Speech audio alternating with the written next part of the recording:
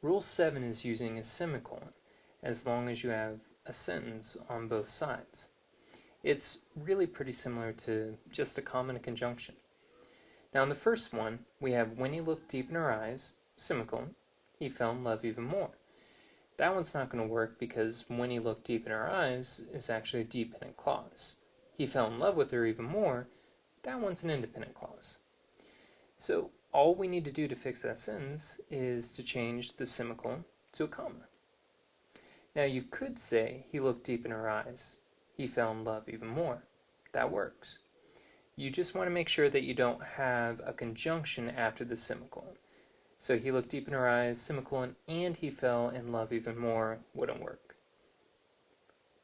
Now another example would be, I want to keep active in my volunteer work. Just takes too much of my time. Now the problem with that one is that you have an independent clause on one side and just a sentence fragment on the other. So just to clarify, you have I once, subject and verb, and then all you have on the other side is just takes. So you just have the verb.